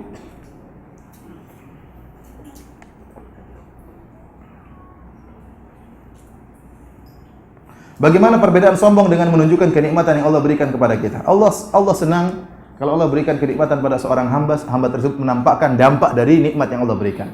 Maksudnya apa? Maksudnya seorang dia hidup dengan menunjukkan bahwasanya dia dapat nikmat dari Allah Subhanahu wa taala. Namun jangan sampai berlebihan. Kata Allah, "Kulu washrabu wa la tusrifu." Makan dan minumlah namun jangan berlebih-lebihan. Ya. Kalau berlebih-lebihan ini yang bahaya mengantarkan kepada kesombongan. Contohnya antum kaya, punya mobil 10 buat apa? Terus dipajang depan rumah satu, semuanya dipajang depan rumah, kan repot. Nanti maksudnya apa? Pajang mobil 10 depan rumah. Nah, koleksi Ustaz ya. Ya mudah-mudahan koleksi. Kalau khawatirnya pamer. Khawatirnya apa? Pamer. Jadi ini kita latih diri kita ya. Anak katakan latih diri kita untuk tidak membeli harta kecuali yang kita butuhkan ya. Karena hisab kita panjang ya. Kalau ada harta berlebihan, sumbangkan di jalan Allah. Sumbangkan di jalan Allah baik dengan apa saja, buat dakwah, buat pondok, buat orang miskin, buat anak yatim, buat janda. Udah meninggal dunia sudah, harta kita nggak bawa. Kita bangunkan rumah buat anak kita 5, bangunkan rumah semua. Ini juga bagus. Ya sudah, anak sudah punya rumah semua, apalagi kalau kita bisa carikan usaha, udah. Lebihnya buat apa? Sudah meninggal nanti jadi panjang hisapnya. Tapi jangan juga pelit. Sudah kaya tapi gaya hidupnya apa? Pelit. Mau makan mikir-mikir ini mahal, padahal nggak mahal, cuma dia pelit. Tapi kalau ditanya kenapa begitu, hemat. Ingat, beda antara hemat dengan pelit. Ada orang begitu, ada orang dia pelit. Akhirnya dia sebenarnya uangnya ada, tapi dia hidupnya susah dan akhirnya dia menyusahkan dirinya, menyusahkan istrinya dan menyusahkan apa? Anak-anaknya. Jadilah dia hidup dengan hidup yang miskin, namun dihisab dengan hisab orang kaya pada hari kiamat. Kata para ulama, ya'ishu aisyal fuqara wa yuhasabu hisabal agniya. Hidupnya gaya hidup orang miskin, hisabnya hisab orang kaya hari kiamat. Ini tidak boleh juga. Jadi terlalu pelit terhadap diri, pelit terhadap anak-anak. Jadi kita kalau punya harta ya alhamdulillah kita boleh kita punya rumah bagus, kita boleh beli mobil yang bagus, tapi ingat jangan berlebihan. Masalah berlebihan kembali kepada urf. Kalau sampai orang bilang sombong, pamer, itu berarti sudah nggak beres itu. Tapi kalau orang wajarlah dia punya ini mobil mewah, wajar dia kaya raya. Tapi kalau sudah misalnya beli mobil 10 jejer, ini jadi masalah. Secara urf, secara tradisi ini nggak beres seperti ini. Ngapain punya mobil sampai 10 kalau bukan untuk pamer? Jadi silahkan tunjukkan nikmat Allah tapi jangan berlebih-lebihan.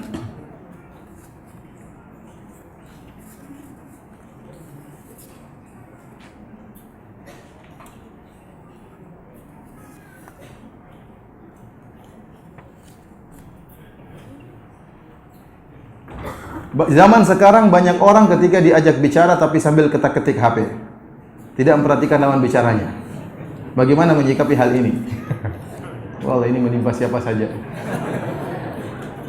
Jadi HP ini membuat orang tidak beradab. Sampai sama ibunya pun gitu. Ibunya lagi ngomong dia sama ibunya sendiri. Kalau sama teman sih biasa, dia juga gituin kita. Tapi sama ibu, sama ayah, sama saudara ya dicuekin. Iya Bu, iya Bu, iya. Sama istri apalagi sakit hati istri. Mas, iya. Ih, ketawa-ketawa. Istrinya ketawa sama HP bukan sama istrinya. Istrinya menderita sakit hati. Mas ini ketawa sama HP, sama saya nggak ketawa. Ya apa cepat. Mas saya mau cerita. Yuk nanti aja. Ih, ketawa-ketawa kan gimana?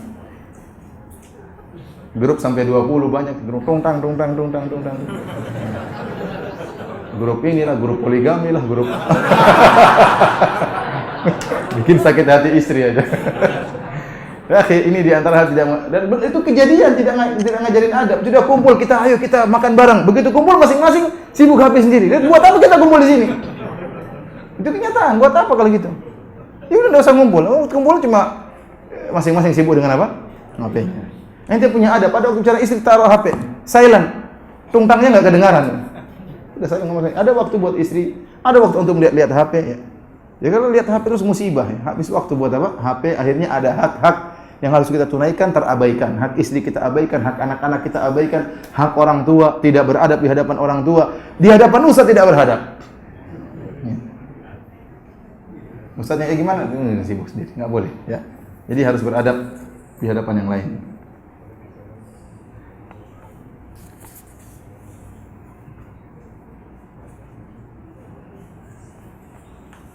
Saya punya karyawan di toko saya, belakangan ini sering ketahuan kalau dia mulai tidak jujur karena sering uang toko hilang dan sudah beberapa kali ketangkap tangan. Tapi karena kasihan mereka, maka dia tetap saya pekerjakan. Tapi terakhir ini saya tidak sabar lagi, Pak Ustadz, kemudian saya pecat. Apakah saya sudah zalim dan sombong kepadanya? Enggak. Saya pecat, apakah saya berdosa? Karena dia menafkahi anak-anaknya? Tidak. Anda tidak berdosa. Karena Anda juga sudah kasih kesempatan berulang-ulang di izin. Namun dia tidak berterima kasih. Ya, Anda juga memikirkan harta Anda. Kalau dicuri-curi terus ya. Ya, antum pecat tapi kasih pesangon enggak apa-apa. Kasihan. Udah pesangon buat kamu, buat anak-anak. Kasih pesangon enggak apa. Sekalipun sudah dipecat, ente tengok kasih sembako enggak jadi masalah. Tapi enggak ada dosa sama sekali, enggak zalim karena dia yang melanggar perjanjian kerja. Ya.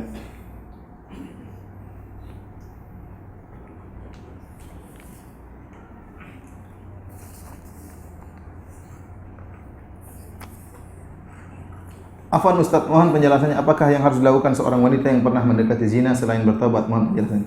Sudah bertobat kepada Allah, tutup aibnya, jangan pernah cerita sama orang lain, jangan pernah cerita sama suaminya, ya. Dan tutup dan mohon ampunan kepada Allah Subhanahu wa taala. Dan Allah Maha Pengampun.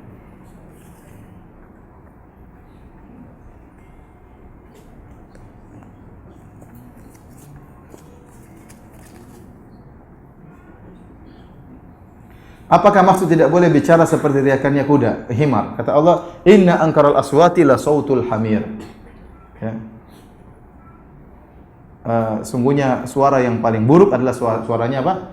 Himar. Maksudnya janganlah kalian waktu bicara sama orang angkat-angkat suara tinggi. Buat apa?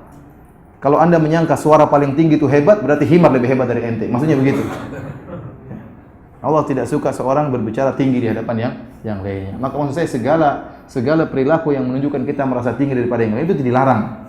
Baik kita berbicara sambil memalingkan wajah, tidak menghargai di depan kita. baik kita mengangkat suara kita merendahkan dia, ya pokoknya segala bentuk merendahkan orang lain, maka ini dicela oleh Allah. Rasulullah SAW bersabda, bihasbi imri'in minasyarri an yahqira akhahul muslim. Cukuplah seorang dikatakan melakukan keburukan kepada saudaranya jika dia merendahkan saudaranya sesama muslim. Tadi saya katakan, Anda buat apa merendahkan orang lain? Apa barometer Anda untuk Anda merendahkan orang lain? Dalam segala hal. Apakah Anda jamin lebih takwa daripada dia? Belum tentu. Apakah Anda merasa kalau dakwah Anda lebih didengar oleh orang banyak, sementara orang ini cuma bisa ngajarin TPA, Anda lebih baik daripada dia? Belum tentu. Mana yang lebih tahu dia lebih ikhlas atau Anda? Siapa yang bisa ukur? Meskipun yang hadir banyak, yang hadir cuma muridnya 10 orang. Apakah Anda lebih ikhlas daripada dia? Belum tentu. Makanya jangan merendahkan orang lain. Jangan merendahkan orang lain.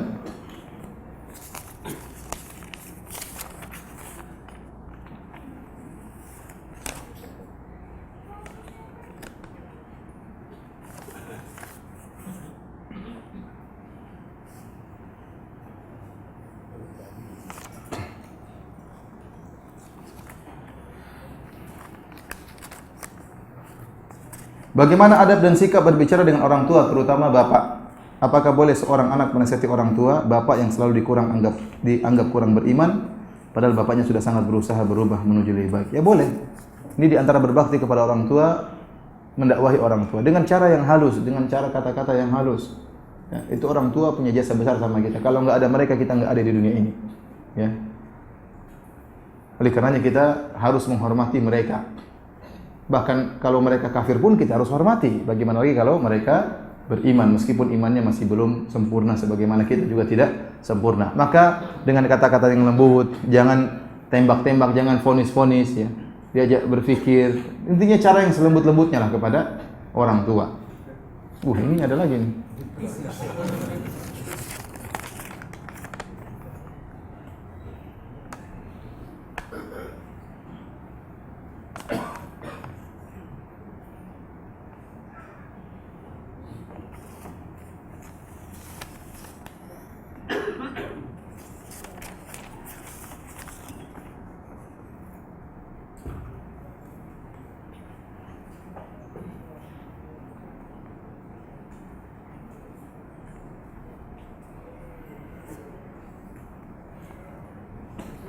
Mohon petunjuk bagaimana pandangan Ahlus Sunnah mengenai transgender yang semakin marak. Bahkan ada pengakuan dari transgender jika sebelum operasi transgender mereka merasa terjebak dalam kepribadian yang tidak diinginkan. Setelah transgender, setelah bertransformasi mereka merasa bahagia. Mohon petunjuk Ustaz. Ya, musibah seperti ini. Seorang jika terkena penyakit maka dia berusaha apa? Mengobati, bukan dia ikuti penyakit tersebut. Semua orang tahu bahwasanya kalau lelaki suka lelaki ini nggak beres, itu namanya penyakit. Bukan penyakit tersebut semakin dipenuhi, ya. Nggak benar, nggak beres, itu penyakit, harus diperbaiki.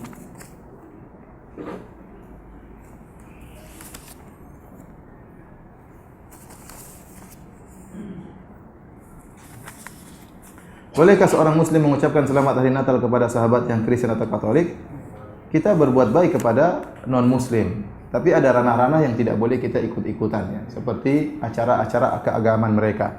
Tidak boleh kita beri selamat kepada acara keagamaan mereka, karena selamat itu menunjukkan keridhaan. Yang ini bilang selamat. Ini ijma' para ulama. Ya, ijma' para ulama tidak boleh, termasuk mazhab Syafi'iyah juga melarang, dan saya punya tulisan khusus tentang masalah ini, ya. Jadi, kalau kita mengatakan selamat, ya, misalnya hari Natal, tentunya tidak boleh, ya. Tidak boleh karena tentunya ini bertentangan dengan akidah kita. Tapi kita berbuat baik sama mereka. Kalau ada kerja bakti kita bareng-bareng. Sebagaimana mereka tidak harus juga ikut acara keagamaan kita. Jadi toleransi itu ada, namun ada batasannya. Toleransi itu ada, namun ada batasannya. Di antara batasannya tidak boleh kita ikut ranah-ranah keagamaan. Ya, kalau mereka mau Natalan misalnya diberi kesempatan, silakan mereka Natalan. Silakan. Karena kita bukan berada di negara yang berhukum Islam seluruhnya, tidak. Tapi kalau untuk ikut selamat Natal tentunya tidak.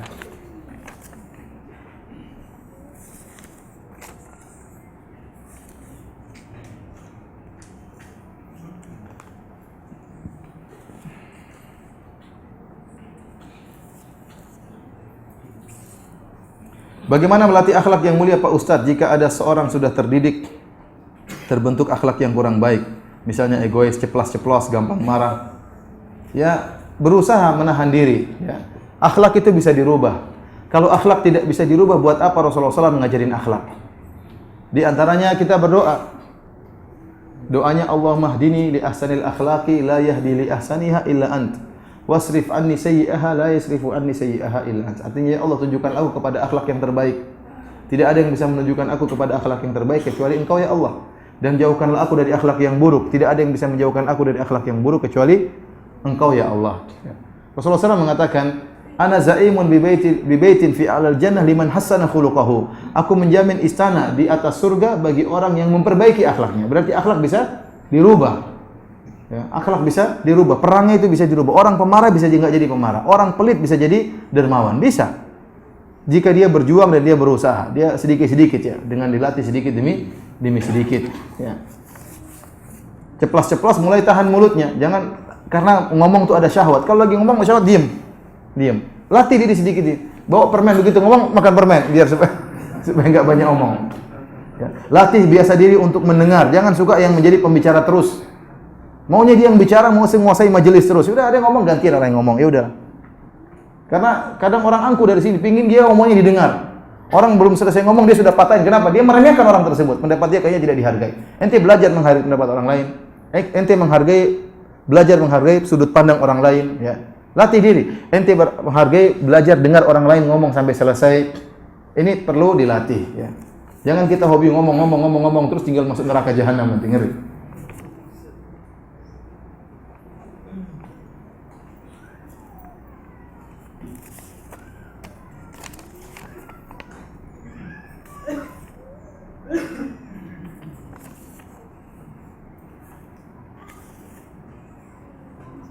Bagaimana menghadapi tetangga kita yang maaf, orangnya sombong, jika bertemu pura-pura tidak lihat, padahal dia suka ke masjid mengaji. Ente yang salami, enggak perlu, dia pura lihat, datangi, assalamualaikum, gimana kabarnya? Datangi, ya. Karena bisa jadi dia memang tidak melihat, bisa jadi mungkin matanya rabun, ente enggak tahu. Kalau dia tidak, datangi, kan kata Rasulullah SAW, wa khairuhuma alladhi yabda'u bisalam, yang terbaik yang mulai salam. Datang sama dia, assalamualaikum, mungkin lihat dia, assalamualaikum, waalaikumsalam, dia pasti salam. Pegang tangannya, assalamualaikum, gimana kabarnya? Ayo jalan ke masjid bareng. Karena setan ingin mengadu domba di antara kita. Apalagi dia ke masjid, insya Allah dia baiklah. Apakah orang tua kafir boleh mewariskan harta kepada anak muslim? Tidak, la yazul muslim kafir. Kafiran. Jadi seorang muslim tidak mewariskan kepada kafir dan kafir tidak mewariskan kepada muslim.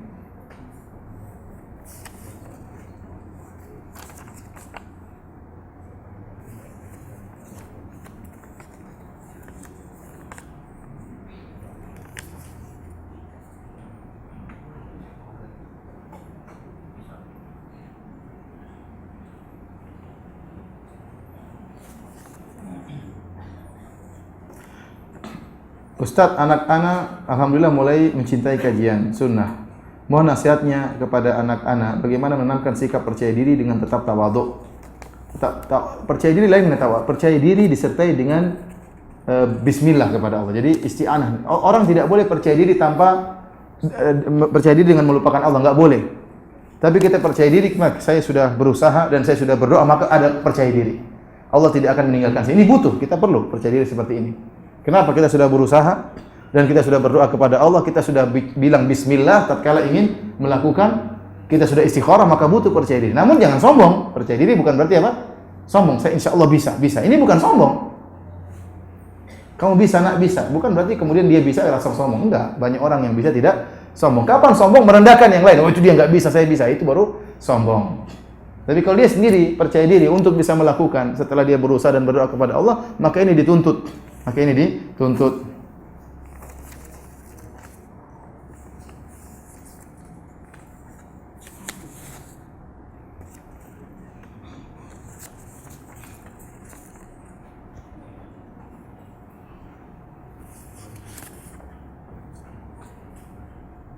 Yang dimaksud dengan silaturahmi yaitu memutuskan hubungan antara kerabat. Dengan apa? Kerabat. Jadi di sini ada Indonesia ada istilah yang tersebar namun salah. Contohnya, ayo kita main ke rumah ustadz, kita silaturahmi dengan ustadz. Ini bukan silaturahmi sebenarnya, tapi ziarah ke rumah ustadz untuk memperkuat tali ukhuwah, bukan tali silaturahmi. Rahim itu maksudnya kerabat. Kita ke ibu kita, ini silaturahmi. Kita ke kakak kita, om kita, tante kita, itu namanya silaturahmi. Tapi Indonesia sekarang sudah disebut dengan apa? Silaturahmi. Kita ketemu teman, silaturahmi dengan teman. Ini bukan silaturahmi namanya. Secara syariat tidak dinamakan silaturahmi, tapi dia mengatakan memperkuat tali persaudaraan. Jadi silaturahmi berkaitan dengan kerabat. Karena pahala silaturahmi berbeda dengan pahala menjalin tali persaudaraan sesama muslim. Silaturahmi lebih besar pahalanya. Dan memutuskan tali persaudaraan dengan sesama muslim masih lebih ringan daripada memutuskan silaturahmi. Maka ini dua level yang berbeda. Jangan disamakan.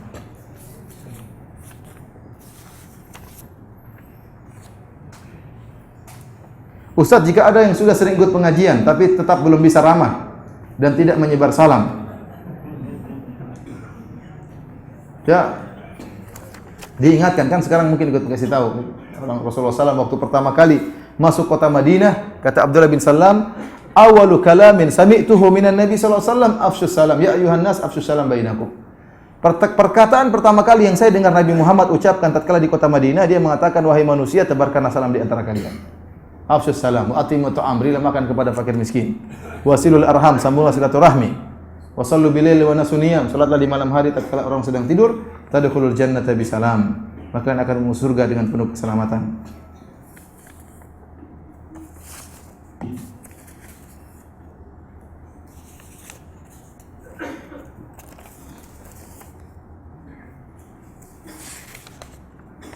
Ustaz, mohon penjelasan isbal karena kesombongan. Bagaimana hukumnya isbal tapi tidak sombong?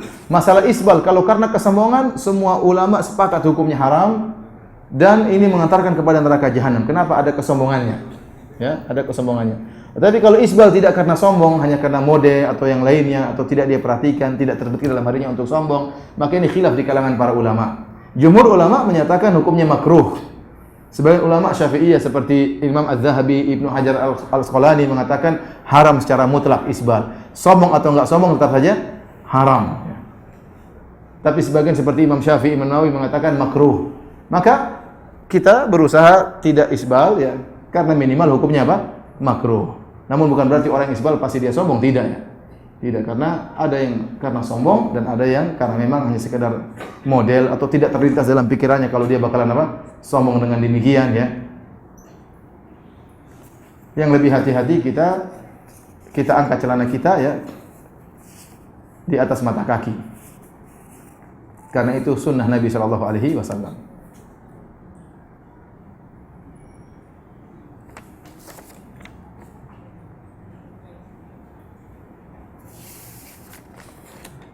Ustaz, hadis tentang Allah itu indah dan mencintai keindahan, tapi banyak disalahgunakan oleh para wanita yang menjadikan pakaian mereka malah menjadi ajang pamer dan tabarruj. Mereka memperindah pekerjaannya dengan motif-motif manik-manik, bordir-bordir sehingga hakikat hijab menutup kecantikan tidak ada dalam pakaiannya. Hijab mereka malah menjadikan mereka lebih cantik dan menarik pandangan orang yang melihatnya. Yang makin parah setelah pakaiannya menarik perhatian, ditambah juga keluar rumah dengan make up dan parfum. Ditambah pula mereka selfie atau foto bersama dan diupload di media sosial atau dijadikan display picture. Mohon nasihat dari ustadz kami para wanita, ya.